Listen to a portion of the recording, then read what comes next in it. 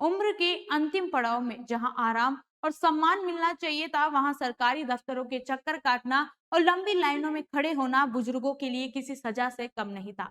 उस पीड़ा को भजनलाल सरकार ने समझा और अब उनकी नई पहल से बुजुर्गों और दिव्यांगों के चेहरों पर खुशी आई है, क्योंकि अब उनको घर बैठे ही वो सुविधा मिलेगी जिसके वे हकदार हैं।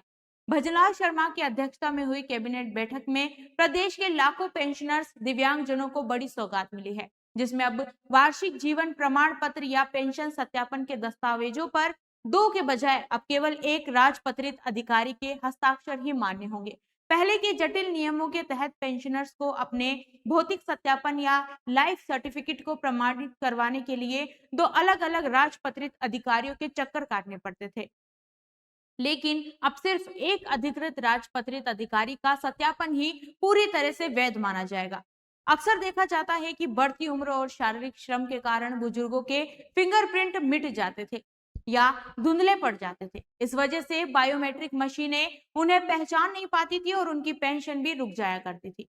इस गंभीर समस्या का समाधान करते हुए सरकार ने अब मोबाइल ऐप के माध्यम से फेस रिकॉग्निशन तकनीक को लागू कर दिया है। अब बुजुर्ग अपने स्मार्टफोन से चेहरे के साथ घर बैठे ही अपना जीवित प्रमाण पत्र जमा कर सकेंगे। इसी के साथ बैठक में दिव्यांग बच्चों और उनके परिवारों को मानसिक व शारीरिक परेशानी से बचाने के लिए कैबिनेट ने राजस्थान सिविल सेवा नियम 1996 में संशोधन को मंजूरी दे दी है।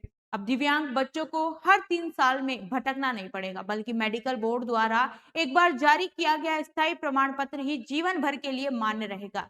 भजनलाल सरकार के इस फैसले से नए सर्टिफिकेट के लिए अब सरकारी दफ्तरों के बाबू या बिचौलियों की मिन्नतें नहीं करनी पड़ेगी।